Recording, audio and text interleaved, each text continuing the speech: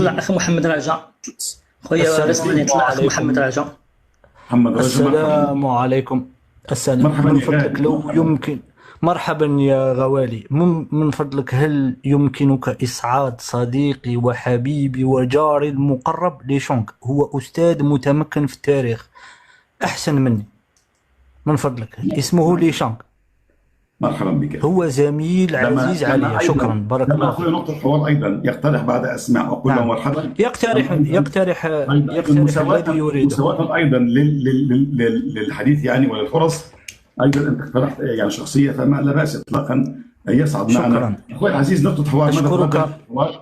لحظة أخوي العزيز، من طلبت يا نقطة حوار؟ أخوي جواد، شكرا نعم. لكم والله. طلبت من أخي الكريم، أنا نسيت اسمه. من؟ أخ ديالي محمد. محمد محمد واش. محمد جود. محمد جوج. طلع محمد جوج. طيب شكرا. إذا هنا زين. بارك الله تفضل يا فيك. زين. أسعد الله مساك يا زين. أبتدأ. أسعد الله مساءك وبارك الله فيك. يعني لو نفضل أنا. زين. نعم. بعد نعم. طلب من الإخوة الجزائريين لا دعم، ما تدعموناش. قول لهم ما يدعموناش. لا دعم، ما تدعموناش. لا دعم، طيب. لا دعم، شكرا. لا نريد الدعم. شكرا. يا غالي اسمعني يا زين. أرجوك أخي الكريم، أنت عارف هو أين تاريخكم يا جزائري. هذا هو أكيد.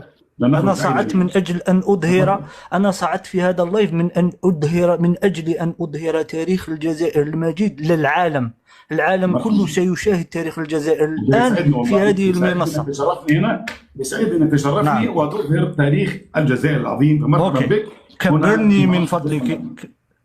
كبرني من فضلك لو تكرمت. بارك الله فيك ونشكرك على المساحة هذه اللي أعطيتها لي. الآن أنا كجزائري نشوف أنه بعض من الشعب المغربي يقول أن الجزائر لم يكن لديها تاريخ، وأنت تأيد هذا الطرح، صحيح ولا لا الأستاذ الدكتور؟ أنا أؤيد التاريخ ولا أؤيد المغاربة. شكرا، بارك الله فيك. أن الجزائر لم تكن أمة. لم يقل بارك الله فيك. بل قال المحتل الذي جاء إليكم. تفضل. بارك الله فيك. أنا كجزائري مواطن صالح وموهوب قررت أن أذهب إلى وزارة الشؤون الدينية الإسلامية للمملكة المغربية. ها هي هنا كي تلقى معناتها غوفرنمون معناتها الدولة. هنا وين رانا؟ هنا في وزارة الأوقاف والشؤون الإسلامية للمملكة المغربية الشريفة. هذه ذكرى احتلال الجزائر، دعوة حق. نشوفوا التاريخ كيف يكون، كيف كانت الجزائر. هل لم تكن موجودة أم كانت حفرة وجات فرنسا عمرتها ولا شراتها ولا ما على بال. نشوفوا المملكة واش تقول علينا. ثورات متعاقبة يتكلموا على الثورات الجزائرية. شفت المصدر ولا ما شفتوش الأخ؟ تفضل قول لي بس المصدر أرجوك. المصدر وتاريخه. أوكي. سوف أظهر لك المصدر يا شقيقي. شوف هذه هنا رانا في الموقع الرسمي للدولة المغربية. جوف كي تلقى مكتوب جوف هنا معناتها غوفرنمون، معناتها الدولة المغربية. وهنا وزارة الأوقاف والشؤون الإسلامية للمملكة المغربية. هاوليك العنوان تاعها. الآن هنا تمهيد يحكيوا على ذكرى احتلال الجزائر. بالمناسبة نشكروهم، بارك الله فيهم.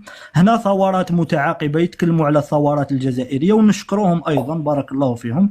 مزاعم باطلة هنا ما كانت تزعم فرنسا في الجزائر، نشكروهم بارك الله فيهم. هنا يتكلم على الدولة الجزائرية. هنا نشوفوا المفيد من عند الدولة المغربية الشريفة. إن الجزائر قبل سنة 1830 كانت توفر لها جميع خصائص وميزات الدولة التامة في المجال السياسي والاقتصادي والاجتماعي. إن الجزائر كانت قائمة الشخصية، مدعمة الكيان، ذات مكانة دولية مرموقة. ونستطيع القول بأن وجود الجزائر الدولي قد ظهر في هذا الكون وامتد من أعماق التاريخ منذ عديد القرون، بل قبل أن تصبح فرنسا ذات كيان دولي بالمعنى. بارك الله فيهم. قالوا كلام نشكرهم حنا الدولة المغربية الشقيقة، بارك الله فيهم. هنا يتكلم على العهد التركي. راهو هنا المشكل. المغاربة هذو اللي راهم معنا في مواقع التواصل الاجتماعي يقول لك لا شيء اسمه الجزائر قبل الدولة العثمانية. كانت الدولة العثمانية. نشوفوا العلاقة بين الشعب الجزائري والدولة العثمانية. بدأت علاقة تركيا، شوف مليح، ركز دكتور، بارك الله فيك، ركز معي. بدأت علاقة تركيا بالجزائر في أواخر القرن الخامس عشر للميلاد، ولم تعد أن تكون علاقة أمة إسلامية بأمة أخرى، يعني علاقة أمتين تجمع بينهما عروة الدين الوثقي. على أتن مجيء هذا العهد قد أدخل على الجزائر تطور سياسي مغاير نوعا ما لوضعها السالف، بيد أنه لم يعتبر، اسمع الأخ، اسمع. انا بسجل يا اخي، بيد أنه انا بسمع. بيد أنه انا عم بالي تسمع بعينك، اسمح لي يا بارك الله فيك، خلاص انا عم بالي كي تكون تشوف فيا معناتك تسمع. شكرا لا بسمع، اعتذر. وش يقول لك هنا؟ بيد أنه لم يعتبر عهدا استعماريا أو احتلال، يعني علاقة الجزائر بالدولة العثمانية كان علاقة أمة مع أمة، لم يعتبر عهدا استعماريا. تركيا لم تكن تحت الجزائر كما يحلو لمن، شكون اللي يحلو لهم يقولوا الاستعمار؟ فرنسا، كما يحلو للفرنسيين أن يصفوه. فرنسا هي من أخرجت إشاعة استعمار الدولة العثمانية للجزائر، واليوم المغاربة مع الأسف يتبنوا الطرح تاع فرنسا ويقولوا لنا أن الدولة العثمانية كانت مستعمرتكم، كما يحلو للفرنسيين أن يصفوه، لما كان يربط بين الأمتين الجزائرية والتركية. هاي أمة جزائرية وهاي تركية، وهاو التاريخ. هذه راني هنايا في الموقع تاع دعوة حق المملكة المغربية الشريفة، غوفرنمون، وزارة الأوقاف والشؤون الإسلامية. يا عزيزي الفاضل، سؤالي لحضرتك يعني، نعم يا عزيزي، لما ذكرت هذا، أنا بالنسبة لي، أنا كراجل، أنا ككاتب يعني، كتبت على الجزيرة ولسه بكتب الحمد لله تقريبا يعني شبه يوميا أكتب مقالة. في تصوري أن كاتب هذه المقالة هو كاتب أدبي، ليس كاتب تاريخي. بمعنى إيه؟ مقالة أدبية لا مانع إطلاقا أن يأتي بها بشيء من يعني رتوش من التاريخ ممن استمعوا، لكن لم يأتي إلي بأي حقائق تؤكد على ما ذكرت أن الدولة الجزائرية كانت موجودة قبل الدولة يعني كانت موجودة بقوة ضاربة وقوة لها تاريخ. لكن صح. أعتقد أن هذا مقال أدبي أكثر منه حقائق تاريخية. لماذا؟ لأن الحقائق التاريخية تستند على مثلا مواثيق، على معاهدات، على لقاءات، على مثلا نقول رموز للدولة. كل هذه كلام جميل جدا. خلي بالك، أنا ممكن الآن أنا أكتب لك كده مثلا مقالة، ولقد زرت العيون وقابلت مش عارف مين والإمبراطور وادي المدينة، وأصفه بأوصاف قد تكون ليست لها بالحقيقة من قريب أو من بعيد. إذا أنا أرجوك عد، هذا كان من احترامي جدا. شوف الأستاذ دكتور، أنا معك، أنا فكرت زيك بالضبط، قلت هذا إنسان محب للجزائر ويقول كلام فيما يخص. لا أنا أظن أنه يحب الجزائر. وإذ كان محبا للجزائر فله، لا يمكن. هذه وزارة يعني ميزة للمغاربة تؤكد حبهم للشعب الجزائري. ومن تفضل. نعم، أنا قلت أنا زيك كده بالضبط، قلت أنه هذا الإنسان يا إما يكون متواطئ مع الجزائر، لأنه باش تكتب مقال كما هذا في وزارة الشؤون الإسلامية المغربية الشريفة يعني، والجوفرنمون تنشرها، الجوفرنمون معناتها الدولة، يعني أنا نظن أنه جزائري. أنا كي معك، أنا فكرت أنه هذا الإنسان يا إما يكون محب للجزائر، يا إما رواية اخترعها وحطها في وزارة الشؤون الدينية تاعهم. أنا رحت نتحقق، قلت هذا الإنسان. نعم خلاص أوكي شكرا، كملت. لا بس عشان نعرفك بس. نعم من فضلك.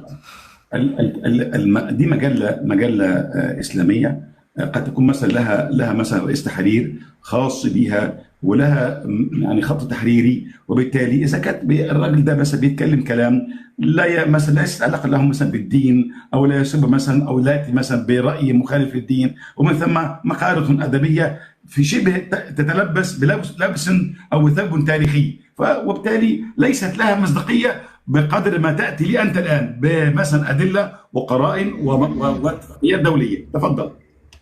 ليست لها مصداقية، وبارك الله فيك أنه يعني منشور في وزارة الشؤون الدينية والأوقاف المغربية يقدر يكون ما عندهاش مصداقية، يعني ما تثقوش.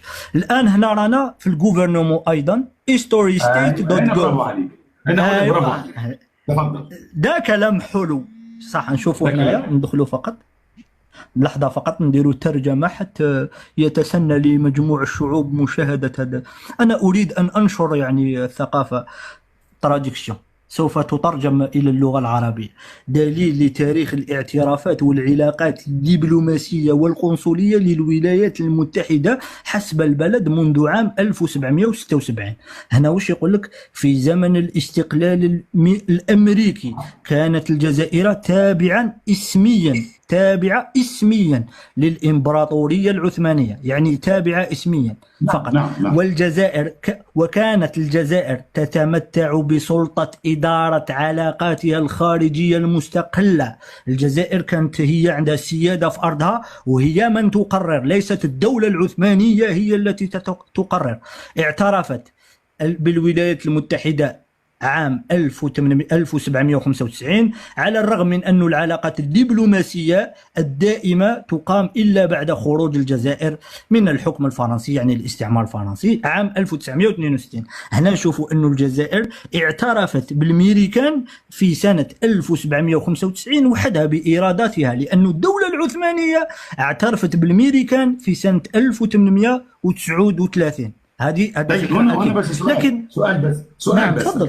حتى انا هنا الحوار مش عشان تسرد لي انت وغيرك مجرد سردات. انت من فضلك بس 1835 اعترفت الدوله العثمانيه، صح كده؟ من خلال ما قلت انت. لا 1830. اعتذر 30. اوكي، ده اعتراف. نشوفوا ندخل. لا خلاص انا مصدقك خلاص. سؤال بس هنا. لا ما تصدقنيش انا. لا ما تصدقنيش انا نكذب. انا بالك نكذب. انا صدقتك يا صديقي يا اخي، ما تتعبنيش ارجوك. انا صدقتك. بارك الله فيك على الثقه اللي دايرها فيا. بارك الله فيك. المستقله ذات سياده اعترفت بامريكا 1775 كما ذكرت، رغم انها كانت. نعم. طيب بالجمعه كانت الجمعه. نعم. من فضلك. اما الدوله العثمانيه اعترفت بالولايات المتحده الامريكيه 1830 كما ذكرت، صح كده؟ انا عندي سؤال لك. هتقول لي من هو كان يحكم الجزائر في هذا الوقت؟ صاحب القرار والذي خط هذا القرار، قرار الاعتراف من الدولة الجزائرية إلى الولايات المتحدة الأمريكية. من هذا الرجل؟ من هذا الشخصية؟ وزير خارجية، ملك، رئيس؟ تفضل. لا هو كان حاكم الجزائر وربي يرحمه، توفى. اسمه ايه؟ عبد القادر شاعو، الله يرحمه. عبد القادر شعوب. شاعو اخوة الشباب حصلنا على عبد القادر شعو دوت. عليه من فضلكم. جزائريا ولا كان عثمانيا؟ هذا الامر الثاني. السؤال الثاني يا عزيزي الفاضل. نعم. هل يمكن ان تقنعني او تقنع اي واحد دارس تاريخ ان الدولة المحتلة او اليزيدي التابعة للدولة العثمانية، الدولة الجزء، تخالف الدولة يعني الدولة الجسم الأكبر الإمبراطورية العثمانية، وتذهب كده بمفردها وتروح تعترف بأمريكا قبل أن تعترف السيدة الأكبر أو من تحميها ومن تحت سيطرتها؟ ما أعرفش. شوف اسمع، معلش تخليني نكمل فقط. هاي الولايات المتحدة الأمريكية قالت أنه الجزائر اعترفت بنا في 1795. الان كي نروح نشوفوا الولايات المتحده الامريكيه، وانا والله يا خويا شوف انا حاب نوري لك واحد النقطه فقط. اين هي تركيا؟ الدوله العثمانيه وينك يا عثمانيين؟ وينكم يا عثمانيين هاي هنا نورمال الدوله العثمانيه. ها هم العثمانيين هنا يقول لك يعترف العثمانيون بالولايات المتحدة الأمريكية في 1830. يعني. بس انت ما انا تاني مصدق نفسي وش رد على سؤالي انت بقى. رد على سؤالي معلش خلاص بقى عشان بس نسمعك. علاش هم يغلقوا لي في انا سمعتك يا اخي بقى، ارجوك انت رد على سؤالي. انا محترم يا اخي، انا محترم. ما انا ما ليش ادب معاك. انت هتخش ليه في الحوار ده ليه؟ هم يغلقوا لي في المايك يا اخويا. رزق مدني اخوتي المغاربه. رزق مدني الله يرحمكم، ما ديروش الميوت. الله يجزيكم بخير، ما تقدروش الميوت. الله يجزيكم بخير المغاربه، حتى واحد ما يدير له الميوت. الله يجزيكم بخير. لا بص يا اخي الكريم، يا جزائري الغالي. نعم. انت لم تجيب على سؤالي. من كان يحكم الجزائر حينما صدر هذا الاعتراف الجزائري بامريكا؟ هذا السؤال. السؤال الثاني، هل انت كراجل دارس تاريخ واضح انك برضه الحمد لله مثقف، واضح هذا يعني اعترف به انك مثقف، هل يمكن مثلا ان يعترف الجزء قبل ان يعترف الكل؟ او يعترف المحمي قبل يعترف الذي يحميه؟ اعتقد يعني الامر شويه فيه نوع من الايه، نوع من عدم الاتزان في هذا نقطه تحديدا يعني. اذا ابقى معي اخي الكريم حتى بس لا نجاوبك، لا سنكمل معليش معليش زين كمل طرحك ومن بعد انا نجاوب السؤال راه عندي نجاوب. نكمل. شوف اللي كان يحكم الجزائر واسمه محمد بن عثمان خوجة، هو اللي كان يحكم الجزائر ربي يرحمه، وكان مجاهد مغوار. بلده نعم اصله ايه؟ اصله جزائري حبيبي، جزائري. اكتب ابحث عليه. هات لي صفحه، لا هات لي صفحه ثانيه من فضلك، هات لي صفحه من ثاني. خلاص دوك نعطيك الصفحه الثانيه. محمد بن عثمان خوجة، ربي يرحمه. لحظه فقط. شوف نعطي لك واحد المثال الان، بعد ما اعطيت لك مثال بالجزائر الشقيقه سوف اذهب الاول من فضلك. لا اديني محمد بن عثمان خوجة. ممتاز. اكتب محمد بن عثمان خوجة، هو اللي اعترف بالولايات الامريكانيه المتحده ربي يرحمه. الان بعد ما اعطيت لك مثال بالجزائر الشقيقه ساذهب مباشره ونشوف الاعترافات تاع الدول بالامريكيه كونتري. سوف اذهب الى هنا ونروح نشوفوا اختنا مات بلال. ما تدعمش ويديهم هو يا خويا. بارك الله فيك خويا بلال ربي يحفظك. شكرا. اصبر نشوفوا لحظه فقط، لحظه اخويا ونختم. انا نختم على بالي طولت على الناس هنا المثقفين اللي راهم معنا بارك الله فيهم، ولكن انا بعجاله. ايجيبت انا نحب ايجيبت، انا من احب الشعوب الى قلبي. شعب المملكه المصريه شريف. هاي لك اعتراف مصر بالولايات المتحده الامريكيه سنه 1922. ندخلوا نديروا ترجمه فقط نشوفوا كيف اعترفت مصر الشقيقه بالولايات المتحده الامريكيه. لحظة. عندما نالت الولايات المتحدة استقلالها كانت مصر جزءا من الإمبراطورية العثمانية، وكانت علاقاتها الخارجية تدار من خلال حكومة السلطان. في عام 1886 فرضت بريطانيا العظمى حماية على إسطنبول. هنا عبالك علاش أنا ذهبت إلى مصر الشقيقة اللي نحبهم أنا بالمناسبة، ما تقدرش تتصور، لأنه هنا مصر كانت جزء من الإمبراطورية العثمانية عكس الجزائر التي كانت تتمتع بالسيادة تاعها، والجزائر هي من قررت الاعتراف بالولايات المتحدة الأمريكية. هذا دليل. تحب أضحك تريد أن لا تضحك مثل ما شئت. أنا الآن ما نقدرش نكذب الدولة ونثيقكم. ما نقدر. ما كملتش تقاطع فيا يا اخي. ما لم اصلا. لا ما انا ما قطعتش فيك بقى. احترم بقى نفسك. لا عليك ان تحترم نفسك. انا محترم. لا احترم نفسك معك وتاخذ فرصك بما تشاء. دعني بقى ارد عليك حبيبي. دعني ارد عليك. خليك معي. انا محترمك. انا محترمك شغل خويا الكبير. على عارفك انك عارفك انك محترم كتير قوي. انا يا اخي الكريم ليا مقالات في علم النفس على فكره ولغه الجسد اللي انت ما تعرفوش يعني. ليا مقالات في علم النفس منشوره حتى على جريده اليوم السعوديه، في جريده في المنطقه الشرقيه اسمها جريده اليوم، مقالات في علم النفس وقراءه لغه الجسد. انت عمال تتنطط لي شويه وبتكلمني من مناخيرك. مالك يا عم الحاج؟ ما تهدى شويه يا الحاج. احنا برضه على فكره بشر زيك يعني على فكره وبنفهم الحمد لله. وانت جبت لي تقول لي اصل مصر كانت تحت السياده العثمانيه وكانت مش عارف ايه. ما تقارنش مصر بالجزائر عشان كده انت بتظلم نفسك والله العظيم يعني. ما نجيش مثلا جنب اسد ويعني وذبابه كده وضعت على جسم الاسد. ما يعني صعب انك تقارن. السلام عليكم اخ رزقي. نقطه نظام هذا يعتبر تقصير. لا اسحبها كلمه ذبابه. سميه ما شئت. ما ديرليش كتم. قلت نقطة نظام طالما لغة. اصبر لما اديك المكالمة نفضل. ما ديرليش كتم يا اخي. ما ديرليش كتم. نقطة نظام راح نتكلم معاك. نقطة نظام. حينما تخرج على النص نقطة نظام. ما ديرليش كتم فقط. جيت ابوك قال لك ايه؟ قال اعطوني حاجة. انا بعطيك كتم. لا ما تسبش. لا ما تسبش. نحن مش جايين باش نسبوا يا اخي. اصبر يا غالي من فضلك لو سمحت. النهارده تبقى معي. لغة الجسد علم النفس يعيطوا له ضعف. لا تفتح المايك لو سمحت. لا تفتح المايك. ماذا تسب؟ اخر مرة. آخر مرة تسب سينهض لك شعر. آخر مرة لا تفتح المايك. النهارده أن تبقى معي. أنا كلمته يا أخي. الزين محترم. الزين ما سبكش يا أخي. ما سبكش يا أخي الزين. علاش برضه ما سبتوش؟ أنا لم أسبه. أنا قلت له ولا تنزلوه يا أخي. عليه تنزلوه يا أخي. عليه. وأنت كمان تنزل. أنت كمان قلت لك ما تفتحش المايك إلا ما أتكلم أنا. أما أستاذك يتكلم. أما أستاذك يتكلم أنت انتظر دورك. الناس محترمين هاي جالسين